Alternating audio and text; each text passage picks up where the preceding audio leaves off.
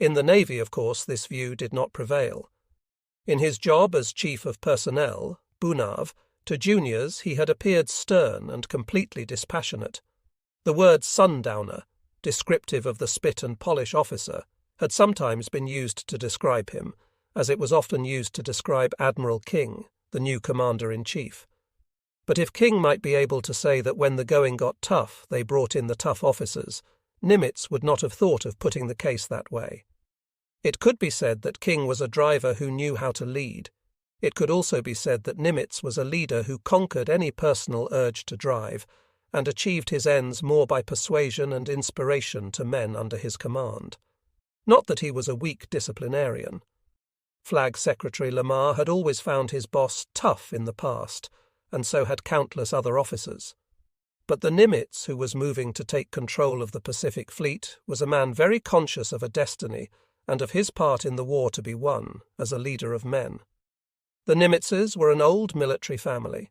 Chester's half-brother Otto was a Naval Academy graduate too, a commander serving in the Bureau of Ordnance. The Admiral's son, Chester Jr., was a lieutenant, junior grade, assigned to a submarine. But these represented only the current generations. The Nimitz family claimed direct descent from an honoured major, Ernst Freiherr von Nimitz, who lived in the 17th century in the German states.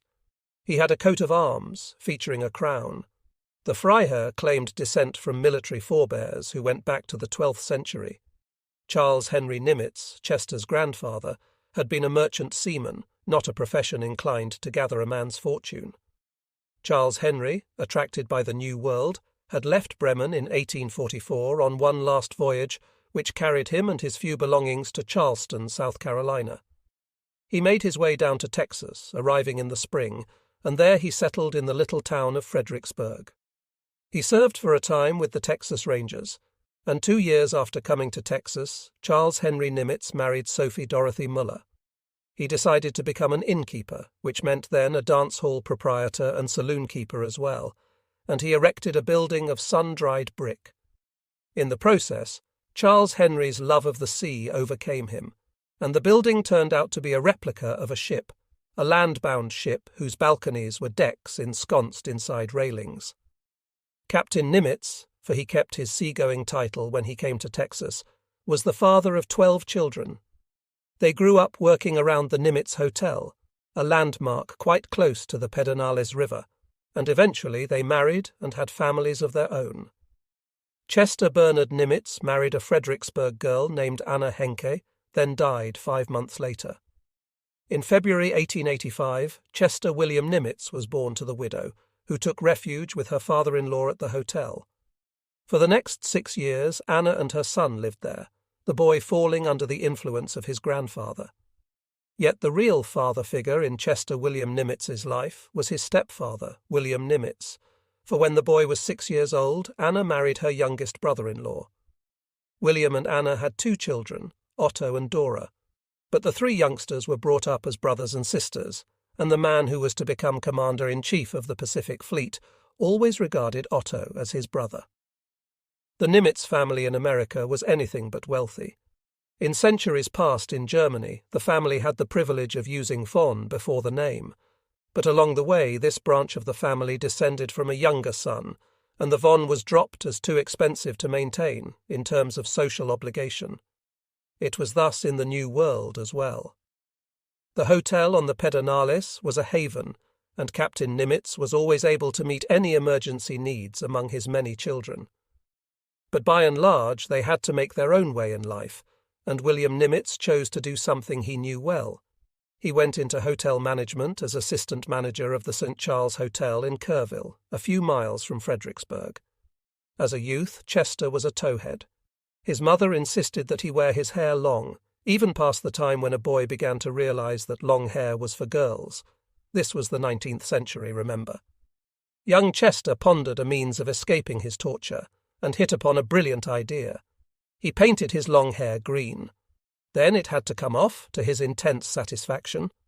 Chester Nimitz might well have gone into hotel keeping, for he was so trained from his early years. His mother ran the kitchen at the St. Charles Hotel, and Chester and Otto did the boys' chores, while little Dora helped her mother. The boys also found outside jobs to earn their spending money, and when Chester was 12 years old, he earned $1 a week delivering meat around the town for a local butcher. When he was a little older, his stepfather gave him a regular job as a hotel handyman. Chester was paid $15 a month and his board and room like any handyman. For this, he was to light the fires early in the morning and call the early riser at the hotel, do the morning janitorial chores, and then he was free to go to school. After school, he must return for more work. As a teenager, then, Chester began a routine of rising at 3 in the morning, studying until 5:30, then tending his dozen stoves and fireplaces. After school let out at 4 each afternoon, he would return to the hotel, chop wood and split kindling, rake leaves, sweep up and carry out trash. Then came supper, and after supper he worked as desk clerk until 10, when he retired for the night to a cot in the ladies' parlour of the hotel. Chester did well enough in school, although the course was not terribly demanding. He was known there at Cottonhead, and was as popular as a working boy might be, in the little time he had to spare for amusement. William, his stepfather, was a stern employer, but he was also a very decent man. Even so, there was no hope in the family that Chester would be able to pursue his education beyond high school. There just was not the money for college. With the grace of youth, Chester accepted this condition and made tentative plans to join a surveying crew when he graduated from high school, and thus learn a useful trade that might lead him into engineering. In the summer of 1900, however, young Nimitz's plans changed completely. One day, a pair of new second lieutenants of the United States Army Field Artillery stopped off at the St. Charles Hotel for the night, on their way to duty at a summer artillery camp maintained by Fort Sam Houston near Kerrville. The young lieutenants were William M. Cruikshank and William R. Westervelt, and both, Nimitz discovered, had attended the United States Military Academy at West Point, New York. Suddenly, a whole new world was opened to Chester William Nimitz. If he could only secure an appointment to the military academy and bone up to pass the examinations, he could have the education he wanted, and a dashing career as well. He applied to Congressman James L. Sladen, but was told that all the appointments to the military academy had already been made. Sladen said that he did have one appointment left for the Naval Academy, and that he would make his choice on the basis of the outcome of competitive examinations to be held in the spring of 1901. Was young Mr. Nimitz interested? Mr. Nimitz was interested and began setting his academic house in order. His mother helped him as much as she could. His high school principal tutored him in algebra and geometry. A teacher, Miss Susan Moore, helped him with history and English. Nimitz studied very hard, and when the congressional district examinations were held in April 1901, he was a high man and secured the appointment. He was still not in, however, and would not be until he passed the physical and academic examinations given by the Naval Academy itself. In July, Chester Nimitz came north, and Congressman Sladen accompanied him to Annapolis, where he entered the Wernz Preparatory School to study with masters who knew precisely what the academy demanded.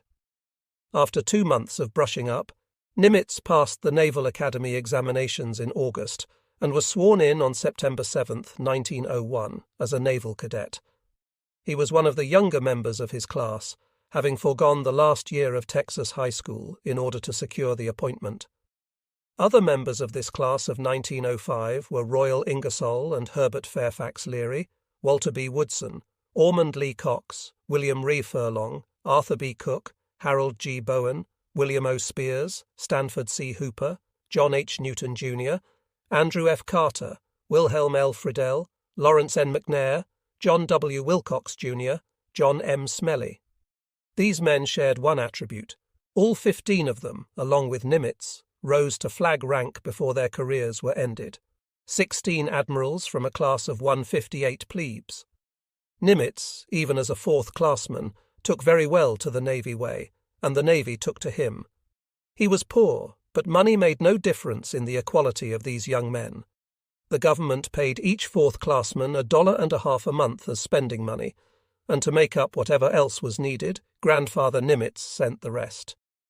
During the first month, Chester Nimitz feared that he was bilging, failing, in mathematics, but later he found he stood 10th in his class. Life was hard and demanding at the academy. The 4th classmen took artillery instruction, for example, and there were no horses to move the big pieces around. The cadets moved them.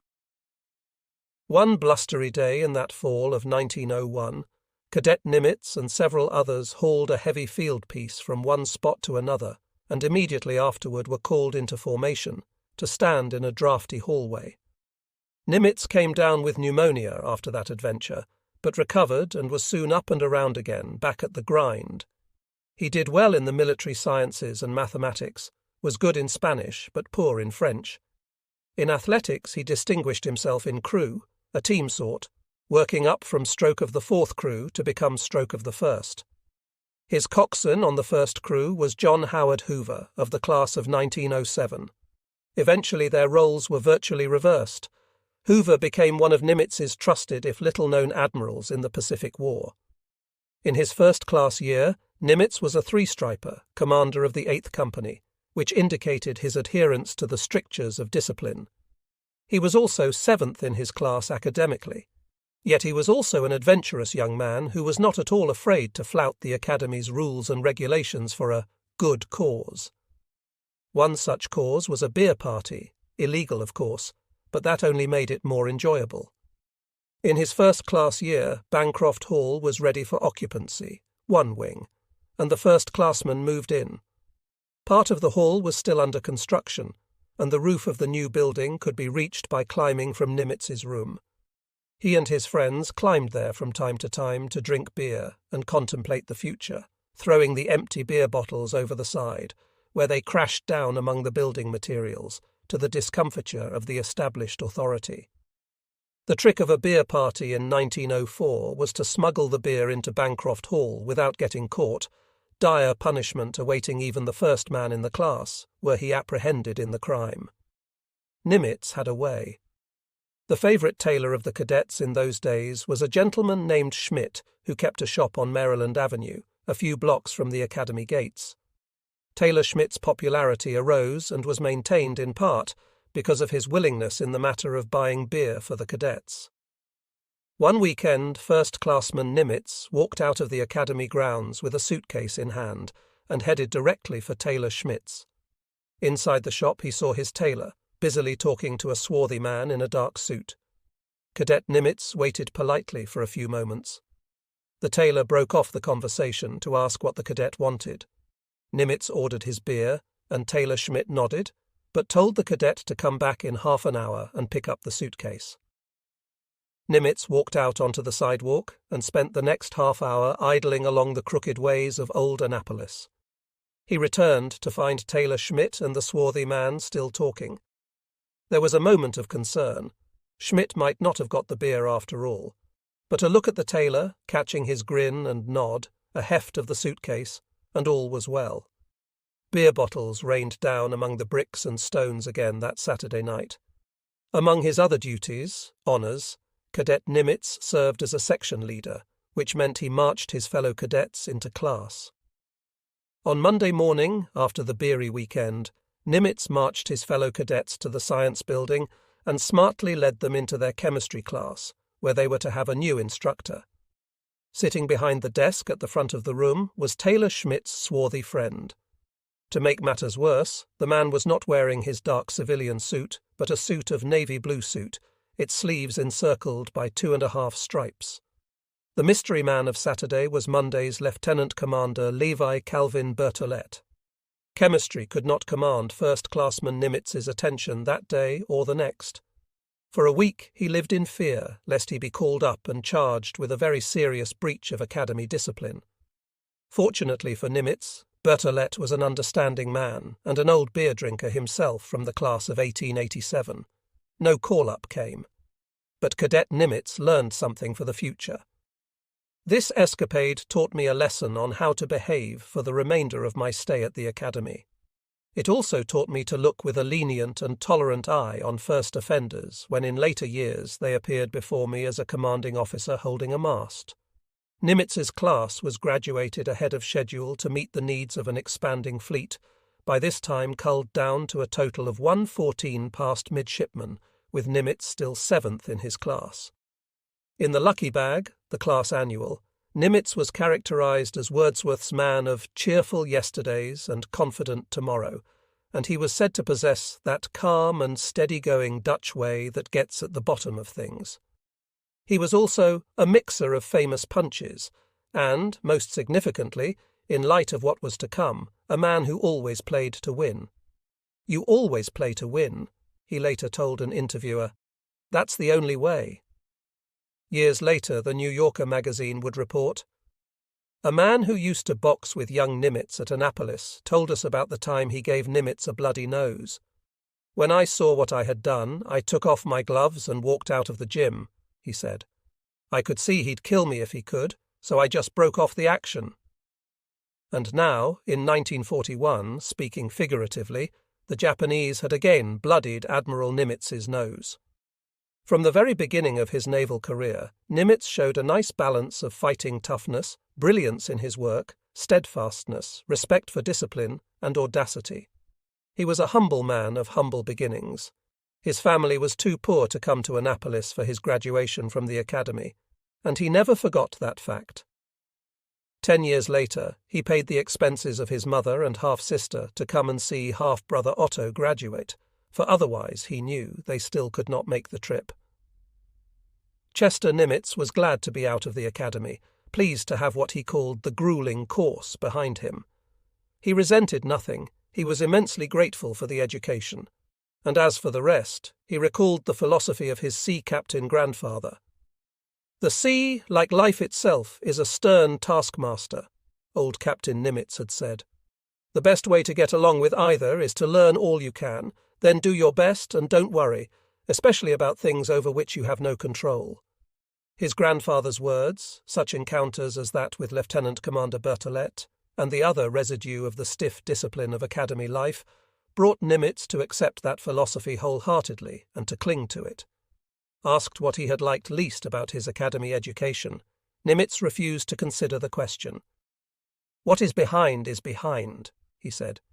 "It never pays to worry about those things over which you have no control." This refusal to look back, at least in anguish, was to mark Nimitz's career and grant him many good nights' sleep in situations when other men stayed up late worrying. Nimitz left the academy with a month's leave, which he spent in Texas, and then reported to the USS Ohio, flagship designate of the Asiatic Fleet, which was lying in San Francisco Bay. As a lowly passed midshipman, he went to the Orient. He showed his audacity one day in Japan. He and 5 other midshipmen from Ohio were invited to a garden party given by the Japanese emperor in his gardens, in honor of the victory of the Japanese Army and Navy over Russia in the Russo-Japanese War. The major architect of that victory, Admiral Heihachiro Togo, was at the party, and the youngsters wanted to meet him. Nimitz was the one pushed forward by his friends to invite the Admiral to the table. In 1907, Nimitz was given command of a tiny gunboat taken from the Spanish in the late war, the original Panay, whose namesake would become so famous in the Yangtze River later on. Nimitz, 21 years old, was also commander of a miniature naval base at Pollock on Mindanao Island in the Philippines. Tiny as the Panay was, Nimitz held a responsible job. He had 50 sailors and marines under his orders. Pollock was so isolated a place that there was not much to do except hunt and fish. Nimitz amused himself by hunting wild pigs with a Datu, chief, named Piang Datu. Even as a youngster, Nimitz was calm and always seemed to be on top of the situation. The Panay was anything but prepossessing, scarcely seaworthy, and when her crew went aboard, they cast caution to the 4 corners of the universe. One day, travelling up the Rio Grande de Mindanao, the chief engineer called up to the bridge excitedly. "We've sprung a leak. She's going to sink. What shall I do?" Nimitz had no idea, but he knew how to find out. "Look on page 84 of Barton's engineering manual," he shouted back. "It tells you what to do." Whatever was done that day, Panay remained afloat and carried her young sea dog of a commander for several more months. In 1907 came a change when President Theodore Roosevelt became incensed against the Japanese and threatened war. The Panay was ordered to Cavite, and when she limped into port there, Nimitz learned way. Ensign Nimitz arrived at Cavite on July 8, 1907, and promptly reported in his best summer whites to Captain Uriah R. Harris, the commandant. Captain Harris handed the young ensign his new orders. He was to report at once to place the USS Decatur in service and to be in Olongapo to dry dock in the WWII floating dock on July 10th. Ensign Nimitz rose to leave. Captain Harris asked him where he was going. "Back to the Panay to get my gear." "No, you don't," said the commandant. "You go straight to Decatur. I will send your gear to Decatur and some of your Panay crew." Nimitz arose and made his way out, got into a launch, and found his new vessel at a buoy in the small bay off Cavite. She was torpedo boat destroyer No. 5, built by the William R. Trigg Company of Richmond, launched by the great-grandniece of Stephen Decatur himself. She was 250 feet overall, with a beam of 23 feet 7 inches, a displacement of 420 tons, and a mean draft of 6 feet 6 inches. Her trial speed had been 28.1 knots. She was built to be armed with Whitehead torpedoes, 2 tubes, 5 6-pounder guns, and 2 3-inch .50 caliber rapid-fire guns. Decatur had been launched in the fall of 1900 and had served as flagship of the first torpedo flotilla on the Asiatic station until 1905, when she was placed in reserve, or in mothballs, as a later generation would put it. Ensign Nimitz found a ship encased in red lead from stem to stern, completely stripped of guns and stores. There was not a drop of fresh water or a pound of coal on board. He was greeted pleasantly by 2 Filipino watchmen, who did not know or much care that this young man was supposed to have that ship in dry dock many miles away within 72 hours. Nimitz looked around the harbour. 2 miles away he saw a cluster of ships, and from them came 2 boats, heading towards Decatur. They came alongside. In one was Ensign J.M. Smelly, a classmate of Nimitz's, with 2 or 3 men. In the other was Ensign Hugh Allen, class of 1906, with 3 or 4 men. They boarded, and he read them his orders. All hands worked every hour, Nimitz said, to get equipment on board, supplies, guns, torpedoes, ammunition, etc. About 1400 on the 10th of July, the flotilla commander, Frank McCrary, Lieutenant USN in the Chauncey, approached and ordered me to clear the buoy and follow him to Olongapo. We had lighters full of heavy gear on each side, and our compass and binnacle was still on the lighter. We got everything on deck by 1600 and got rid of our Filipino working party. In the meantime, the boilers had been lighted, steam raised, engines tested, and at 1600 I was on the bridge ordering, "Cast loose." I rang 1/4 speed astern on both engines, and we began to drift ahead slowly. I ordered 1/2 speed astern, and we moved ahead faster. As the wind had drifted us away from the buoy by this time, it was convenient to keep moving ahead. Then, full speed astern, and we went ahead at about 12 knots and took position astern Chauncey headed for Olongapo. Our engine telegraphs had been reversed. Eventually the Decatur was pushed, limping, to Olongapo dry dock, and after ministries by the dockyard there, she was declared fit for sea service. Nimitz then proceeded to run his second command aground. It happened one night in Batangas Bay. Nimitz was moving in, on the southern end of Batan Island, and he was more or less following prescribed procedures. But instead of checking his speed precisely, he ordered the patent log brought in, for they were in shallow water and near their destination, and he made a few rough estimates as to course, speed, and the navigation guides in the bay. They had been travelling at about 10 knots. Suddenly the Decatur shuddered and stopped. They were aground on a mudbank.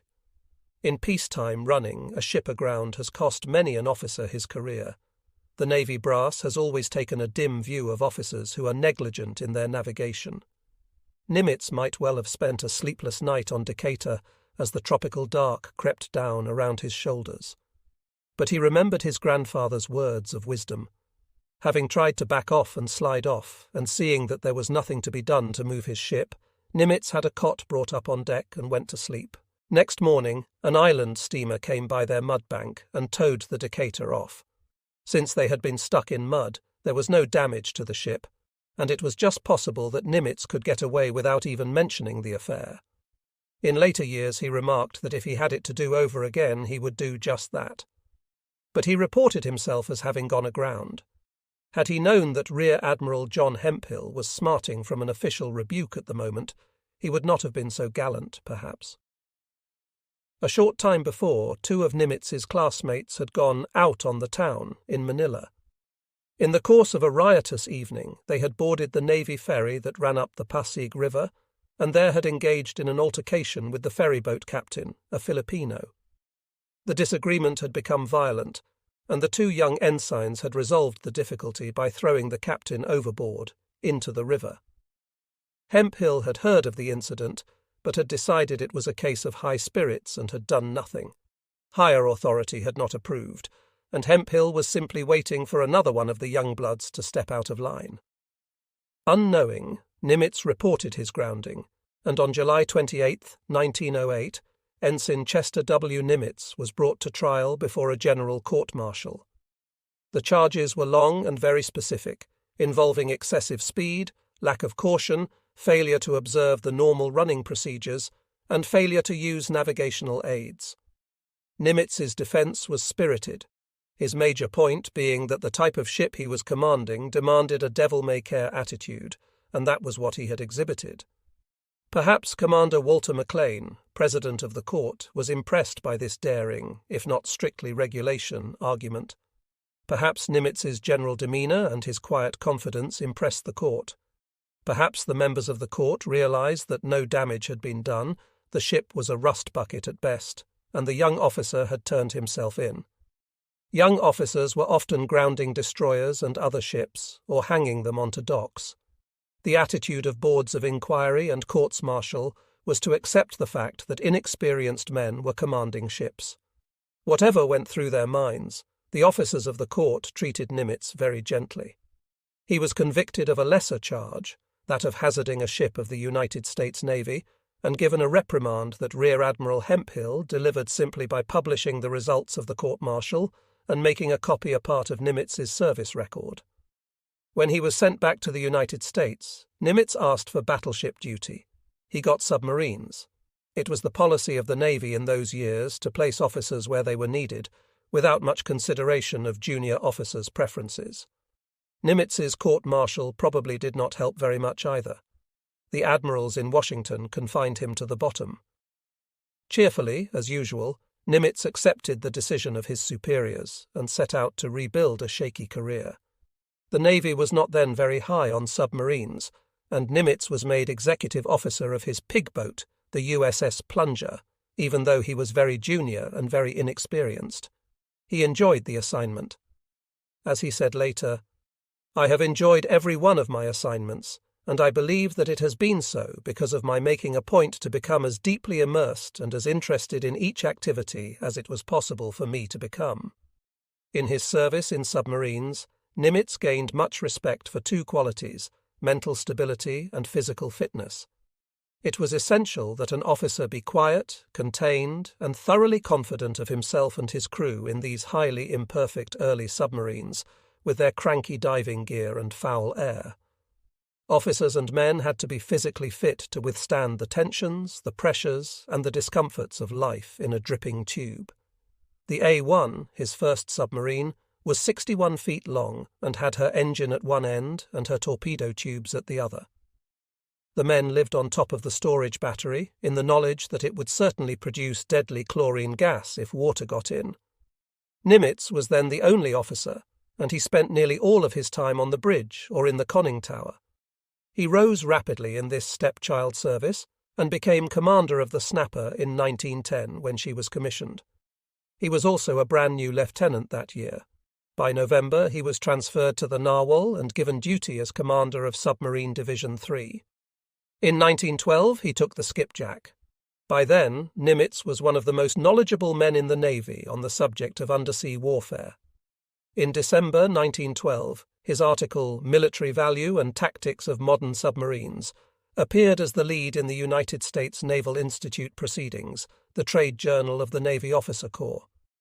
To appreciate Nimitz's views, one must remember that in 1912 the Germans had not yet shown how deadly a submarine can be.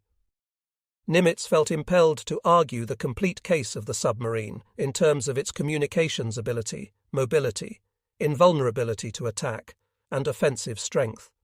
He predicted that the mobility of submarines would advance more rapidly than that of surface craft. He argued the case of the spindle-shaped submersible against the ship-shaped submarine, and indicated that the future of the submersible was greater than that of the other in the long run. He made his case with a little quiet humour, unusual in articles in the proceedings, as when he discussed the gasoline jag from which men suffered before the gasoline engines were replaced by diesels in the submarines. The aid of several men is sometimes necessary to control the struggles of the jag, and thus prevent self-injury before he loses consciousness from the fumes of the engine.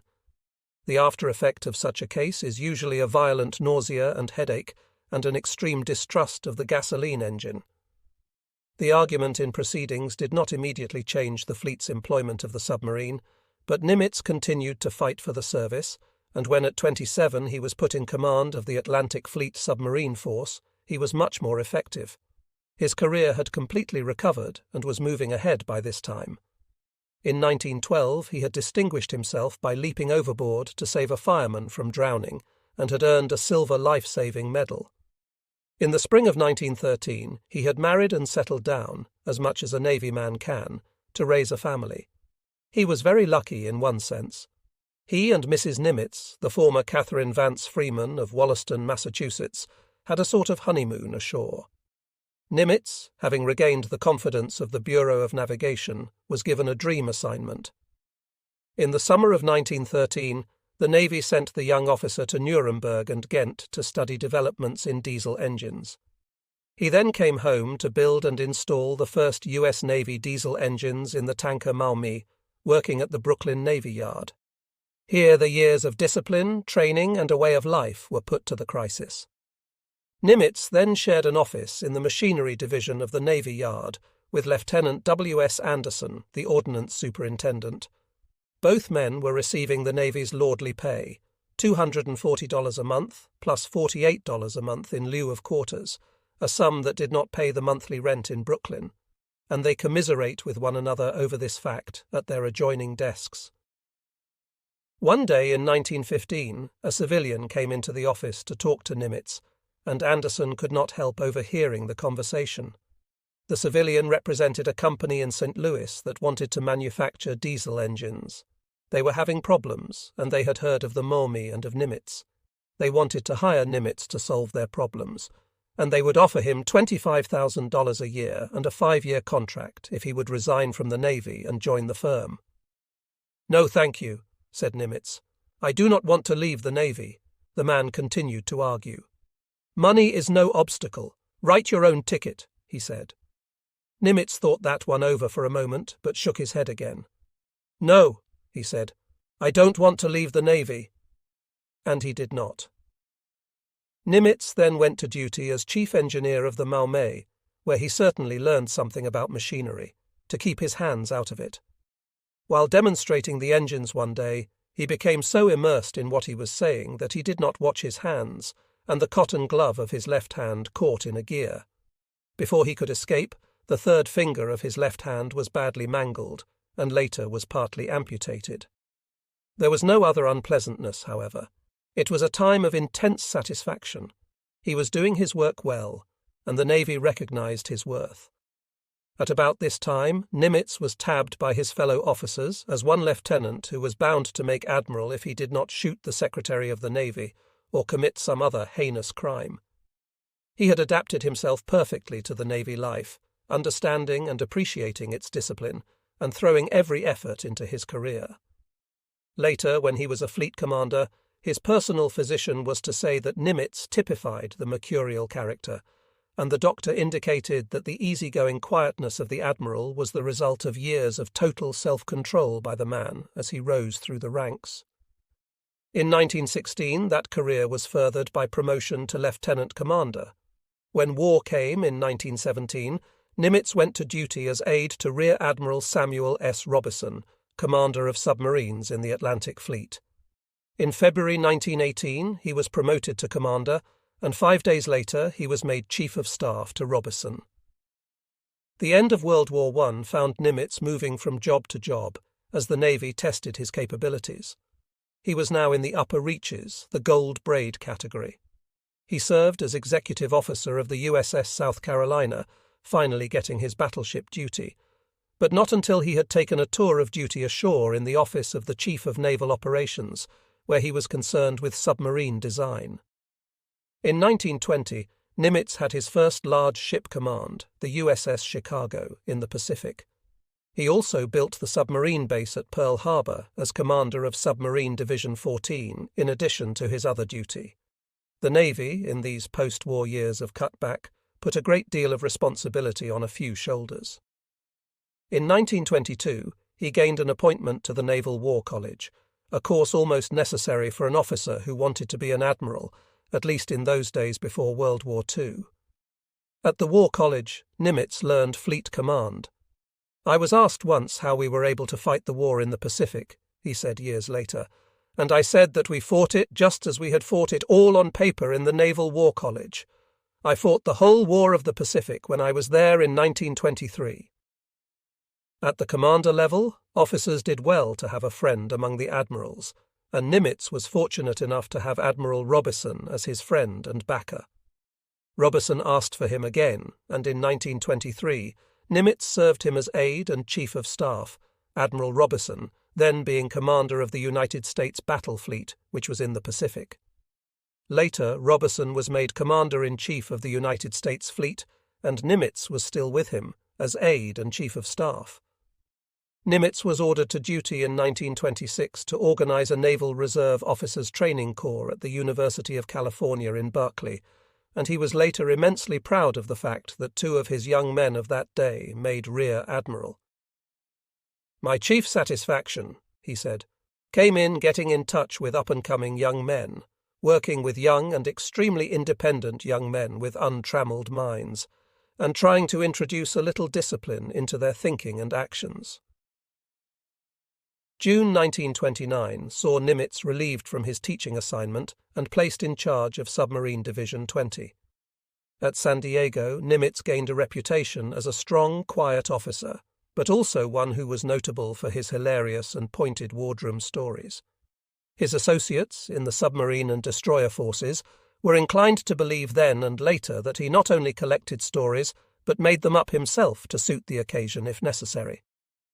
2 years after taking the submarine division, he was transferred to command the USS Rigel and the destroyers out of commission at the destroyer base in San Diego, and in October 1933 he took over the cruiser Augusta and cruised her to the Far East, where she became flagship of the Asiatic Fleet. Thereafter his responsibilities grew. 1935, Assistant Chief in the Bureau of Navigation. 1938, Commander Cruiser Division 2, Battle Force, September 1938, Commander, Battleship Division 1, Battle Force. 1939, Chief of the Bureau of Navigation, a staff job he considered subordinate only to that of Chief of Naval Operations. All this time, Nimitz was raising a family. His first child was a girl, Catherine Vance. Next came a son, Chester Jr., who entered the Naval Academy and graduated in the class of 1936. Third and fourth were daughters Anne Elizabeth and Mary Manson. On December 7, 1941, Nimitz counted himself a very happy man. He admired the Navy, he was totally happy in his job and at home, and his health was excellent. The future looked bright. Then, within a matter of hours, Nimitz's career was catapulted into a new crisis, not one of his own making this time, but one on which the safety of his nation might depend. Nimitz had been under consideration for command of the Pacific Fleet when Kimmel was chosen, but Nimitz had then a 4-year assignment as Chief of the Bureau of Navigation, and so Kimmel got the fleet job. But when Kimmel failed in the eyes of Knox and the public, Knox thought immediately of Nimitz, and the appointment was made on December 17th. Nimitz did not then know that Roosevelt and Knox were determined to shake up the entire Navy Department. He established his lines of communication with Admiral Stark, the Chief of Naval Operations, to whom he expected to report from Pearl Harbor. From then on, they would have to rely on the very frank, basic lines of communication that members of the naval establishment had been using since the beginnings of the nation. It was well known among the admirals that no man achieved flag rank without also making a record of excellence and brilliance in the navy. There were differences among admirals, they were human, but the admirals had usually managed to present a united front against civilian outsiders, and except for some squabbles, usually over such new weapons as destroyers, submarines, and airplanes, the admirals got on remarkably well together.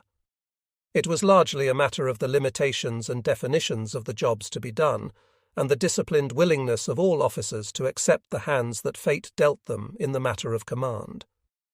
In the case of Kimmel, for example, the admirals realized that his brilliant career had been blasted because he had failed.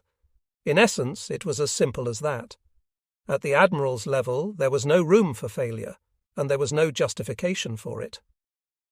3 days after his appointment, Nimitz was on his way. The endless meetings and the immense volume of work that had piled up since December 7th had taken their toll on Nimitz. He scarcely had time to sleep, and he seldom thought of food. Captain Shafroth and others insisted that Nimitz take Lieutenant Lamar with him on the journey across the country, and that he go by train to get a little rest. On December 19th, Nimitz packed a bag and stopped in at the Navy Department to see Admiral Stark and Secretary Knox for a few moments. Knox was very emotional and had difficulty in controlling his voice. After a few words, Nimitz was gone, he and Lamar heading for the railroad station to board the Capital Limited. Stark wanted to take Nimitz to the train, but refrained because he was too well known. They both knew that tongues would begin to wag if the Chief of Naval Operations was seen putting someone on a train headed west, even if that someone was a Mr. Freeman, travelling in civilian clothes. The new commander was extremely conscious of security and wanted to go unrecognized. Fortunately, in this regard, the Washington station was bustling in this Christmas season, and as the pair arrived, so did several trainloads of girls who had been let out of boarding schools and colleges. The two men made their way unnoticed to the first section of the Capital Limited and got on the train. There they had adjoining compartments with a door between, which made Nimitz a little more comfortable, for they were carrying secret papers, the first report of damage at Pearl Harbor, and various estimates and studies of the fleet and the situation, all in an old canvas sewing bag Nimitz had borrowed at the last moment from his wife. They locked one outer door and the door between the compartments, and Nimitz settled down to do his homework. Lamar was the perfect aide. He produced a bottle of scotch, and they each had 2 highballs, then went into the diner. Afterward, Nimitz went to bed and slept well for the first time since the Japanese attack. "I awoke at 7 a.m. really refreshed and feeling that I could cope with the situation," he said. At breakfast in the diner, they were unlucky. A man began staring at them, and when the man left the car, he stopped by their table and addressed Nimitz by name and rank. The man was a college professor who had been at Lincoln, Nebraska in October, when Nimitz had spoken before the Association of American Colleges and Universities. But Nimitz was gruff, not wanting to discuss anything with anyone, and the professor went away. As they passed through the lounge car on the way back to their compartments, though, they saw him again, and in their wake Nimitz could hear himself being identified as the Admiral.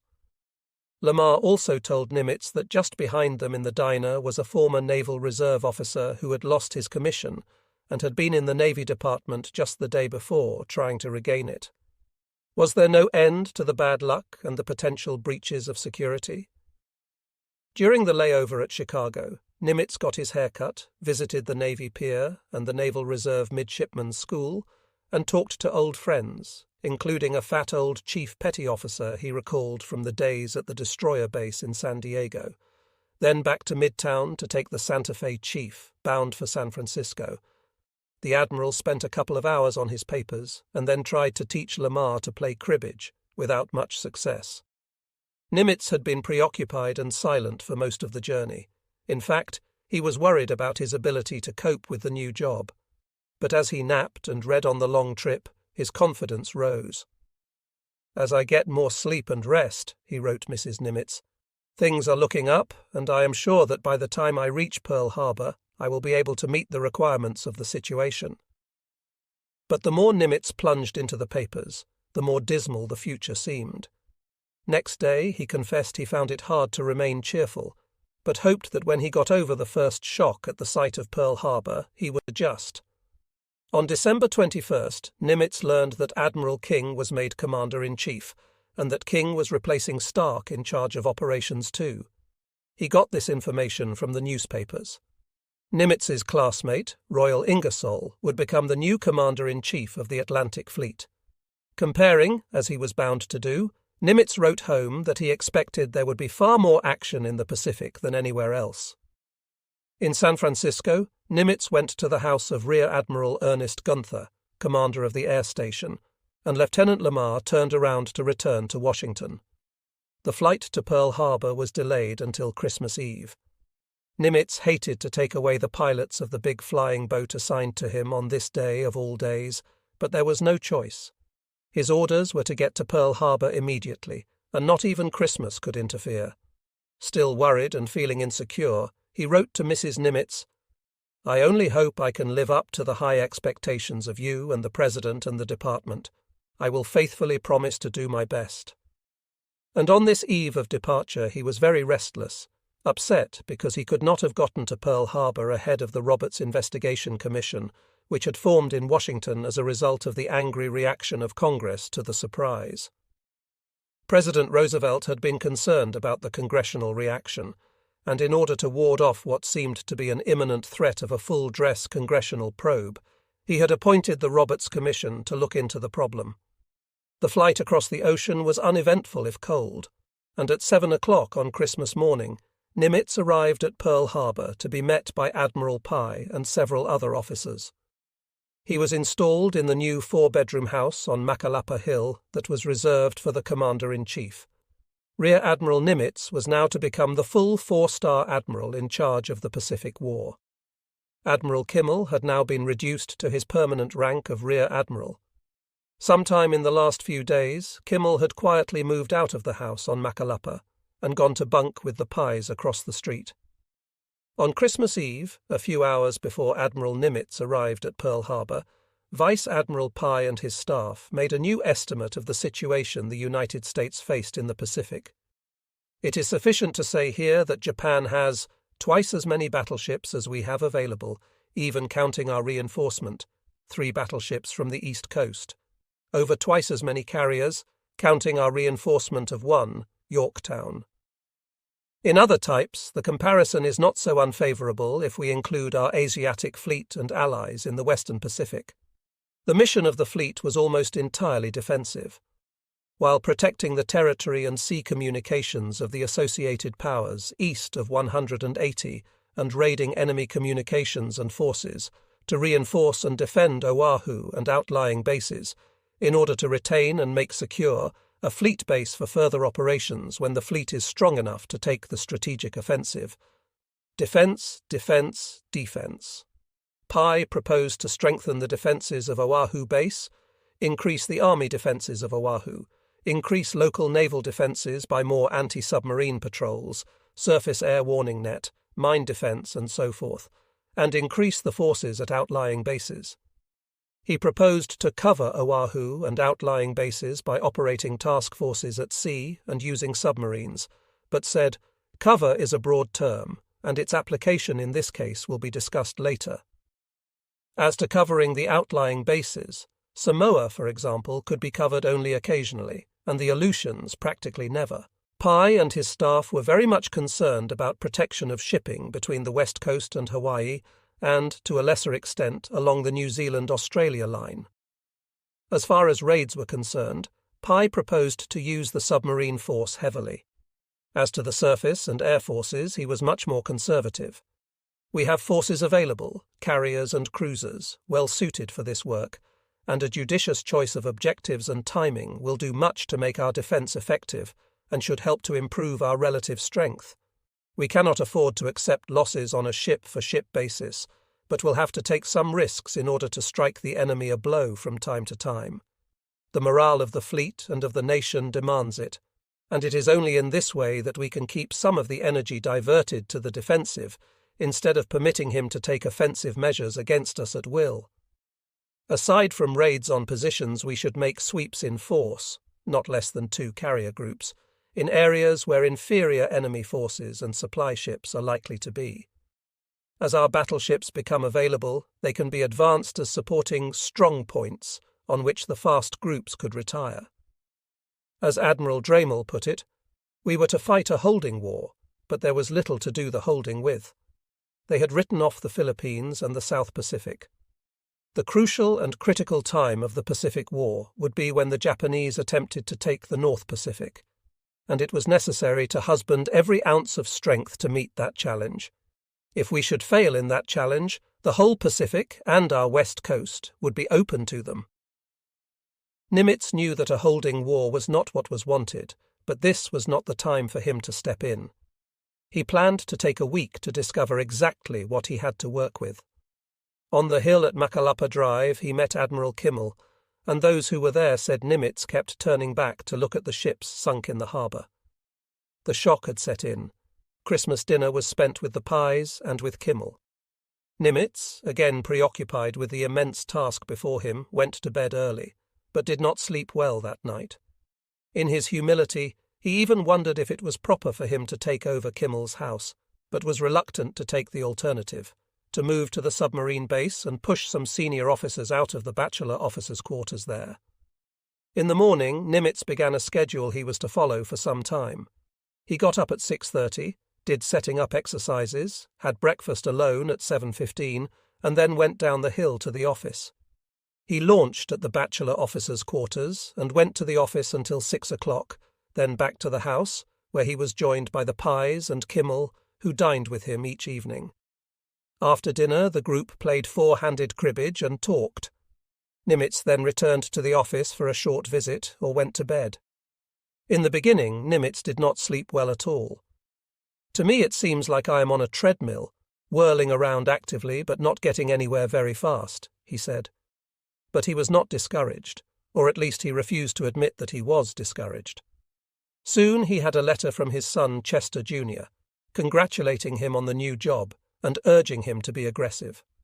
He was touched because Pye and Wilson Brown showed so sincerely that they would do anything to help him, although they were much senior to him, and because he could see Kimmel straining to help too.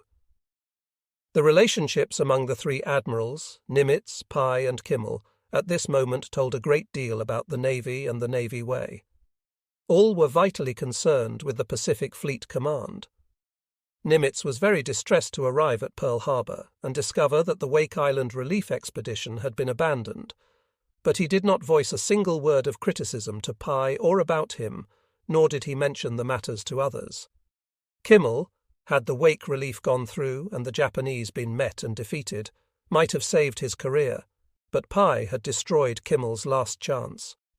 Kimmel's resentment, if there was any, was so controlled by his self-discipline that he found it amenable to lie in the Pye's house and eat with Nimitz, while waiting for the President and the Navy Department to decide his future.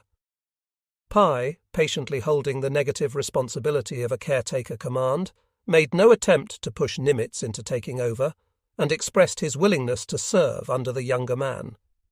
And each evening these 3 men ate together and played cribbage.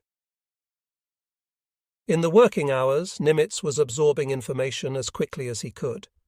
It was essential that in the next few days he learn all about the Pacific Fleet, something he had no chance to do in Washington in the demanding job of Chief of the Bureau of Navigation. Each division of the command had prepared or was preparing summary memos, such as that of Captain W.A. Lee Jr., on fleet readiness. It was important, of course, that Nimitz have all the weapons that his country could give him. It was equally important that he know precisely the degree of proficiency of the men who would use the weapons. As of December 1941, the picture was only fair. Lee reported that the general gunnery of the fleet was good. The 6-inch 10,000-ton cruisers had a very high degree of proficiency. The 8-inch cruisers were not quite as good. The carriers shot fairly well by day. The destroyers' gunnery and torpedo proficiency was very good, The submarines were very good, and the battleships had been good to very good. The fleet was very short of rapid-fire automatic machine guns, such as the Oerlikon and Bofors 20 mm and 40 mm. The attack at Pearl Harbor had indicated a distressing lack of ability to break up a torpedo plane attack because of this shortage, although the bigger anti-aircraft guns could operate effectively against horizontal bombing. As for the men who would fly the planes, here was a sad story that lent strength to the charges of fleet unreadiness, and more, American unreadiness. Experienced personnel had been withdrawn from the fleet in the expansion of the air arm of the Navy. The torpedo squadrons were particularly short of trained pilots, and this deficiency could not be rectified before the spring of 1942. There were no spare planes in reserve for the carriers in the Hawaiian area. Replacement groups were needed for all three carriers, and the only chance that seemed realistic at all was that they might get one air group of Marines if the Marines were allowed to fly from carriers. The carriers all had radar, but radar was still experimental, having been introduced only late in the 1930s. The planes had no identification friend or foe, IFF, equipment. The carrier men were fine flyers, and in a good state of training, but they were not proficient with their guns and bombs and torpedoes, because they had not been given enough practice. There was a shortage of .50 caliber ammunition, a shortage of bombs, and a shortage of torpedoes. Only 15% of the fleet, including the carriers, had radar warning equipment, and there were not enough patrol planes in the islands to carry out proper combat air patrol, tactical security measures, or to locate enemy attack units. Just now 20 mm guns were being installed, 16 to a battleship, 12 to a cruiser, 24 to a carrier, and 4 to a destroyer. Such deficiency could hardly be blamed on Admiral Kimmel or on Admiral Stark at the top of the ladder. No, the blame was on the level of policy. It was not that the Navy men did not know that these pieces of armament and equipment were needed. In the case of torpedoes, for example, no one really knew the effectiveness of the torpedoes, because they were never fired. They were only test-fired with dummy warheads so they could be used over and over again. The carrier pilots were not good gunners, because ammunition could not be wasted on practice. Radar was short because the budget did not have enough money in it for rapid production.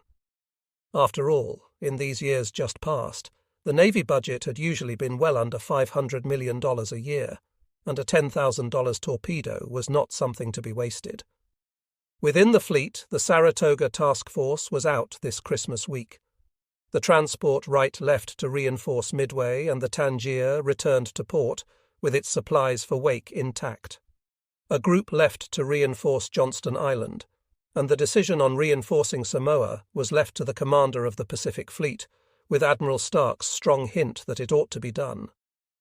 On December 27th, Washington began asking some rather pointed questions about the abandonment of the Wake and Jalloué expeditions. That day, Task Force 14 entered Pearl Harbor for resupply, and that day also Admiral Pai decided to reduce the strength of the task forces and keep them in the Hawaiian area instead of out raiding.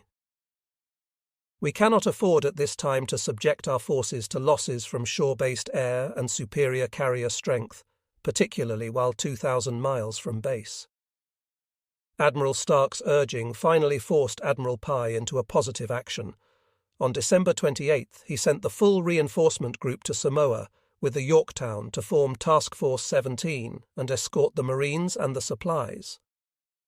Stark was again after Pai for stronger measures, calling for covering or diversionary operations against the enemy in connection with the Samoan reinforcement. This turbid state of affairs ended on December 30th, however, when Admiral King took command of the United States Fleet. King's first official action was to send a new statement of the task of the Pacific Fleet. It is interesting to note that earlier the Naval High Command in Washington had suggested that Wake might be a liability. When it was abandoned, the same commander, apparently, asked a lot of questions about the abandonment. It was almost as if the command in Washington was in two different hands. The dispatch to Pearl Harbor, King's first official act, showed what Washington thought of the state of affairs, especially because it was addressed to Nimitz, although he had not yet assumed command. The new job was to cover and hold the Hawaii Midway line and maintain communications with the West Coast, and to maintain communications between the West Coast and Australia by covering, securing and holding the Hawaii-Samoa line, which, King said, should be extended to include Fiji at the earliest possible moment. There was to be no more pussyfooting, no more pulling back carrier task forces to sail them around Hawaii. The sense of urgency in this message brooked no further delay by Nimitz in assuming command, and at 10 o'clock on the morning of December 31st, Admiral Nimitz put on the 4-star boards given him by the submariners of the Pearl Harbor base in honor of his establishment of that base so many years earlier, and went to Pye's office, where he relieved the Admiral. Mrs. Pye was about to leave for the United States, breaking up the Admiral's conclave, and when she left, Nimitz would take other officers in to live with him. In turn, one of Admiral Nimitz's first acts was to call the staff together.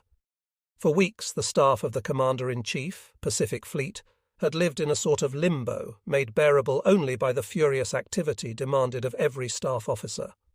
The entire staff consisted of 32 officers and men, from Rear Admiral Dremel, whom Pye had brought in as Chief of Staff, to Boatswain Chester B. Clark, who served as signal officer.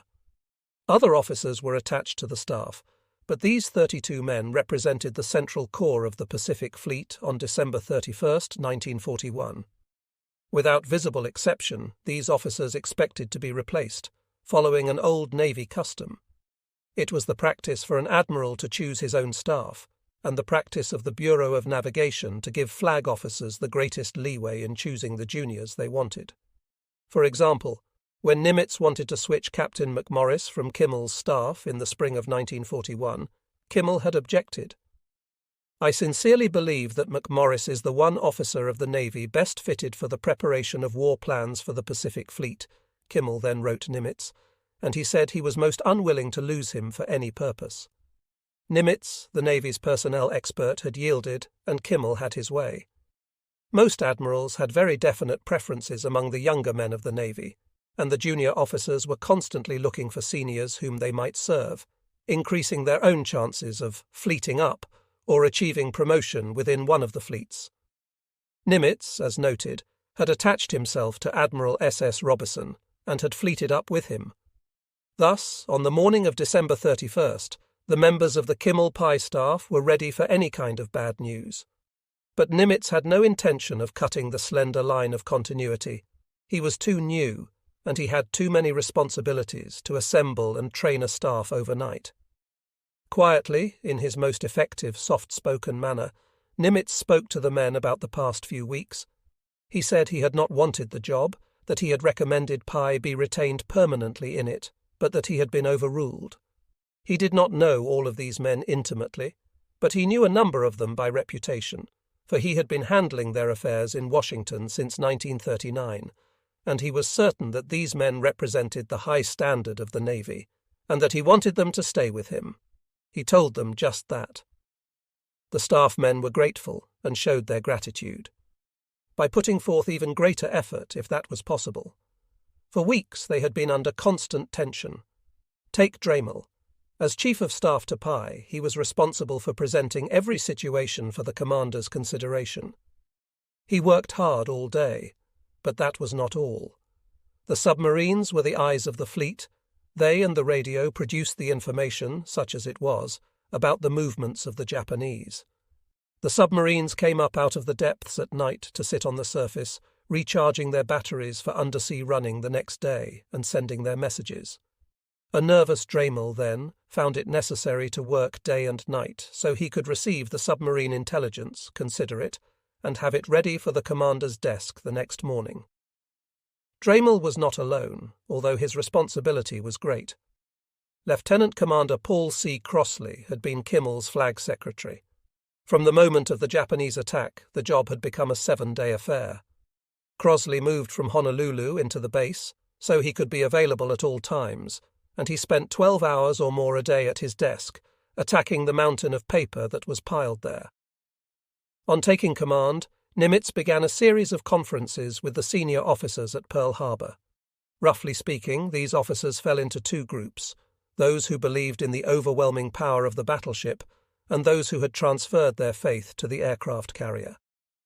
With the situation he faced, Nimitz certainly was not one of the former, although he had never learned to fly and did not like flying himself. Furthermore, although he never said this aloud during the war, Nimitz already saw that the slow American battleships were a liability rather than an asset. December 1941 was not the time to say so, but Nimitz felt it was God's divine will that Kimmel did not have his fleet at sea to intercept the Japanese carrier task force. Years later, when the Pearl Harbor debate was history, Nimitz explained that the Japanese had a fleet speed at least 2 knots superior to that of the American fleet with its battleships, and so Kimmel could never have forced an action unless the Japanese wanted it. Even if all 3 American carriers had been in the area and ready for a battle, the Japanese carriers would have outnumbered them 2-1, and with the Saratoga on the west coast and the Lexington probably unable to join up, this left Halsey and the Enterprise to provide air cover. Under those circumstances, Nimitz said, the United States might have lost all the ships and the trained men of the battle force rather than the 3,800 who were lost at Pearl Harbor. Nimitz's problem as 1942 began was to send fighting admirals to sea to carry the war against the Japanese. The war presented an entirely new problem for the Navy, one that must be solved immediately, the problem of discovering and employing the fighting leaders who would be most effective. In the years just before the war, a number of admirals were working their way to the top. In October 1939, as the new chief of the Bureau of Navigation, Nimitz had been in correspondence with Admiral C.C. Bloch, then Commander-in-Chief of the U.S. Fleet, on the subject of flag officers' assignments. He had spoken very highly of Pai, then Commander of Battleships. He has an unusual quality for tactical matters.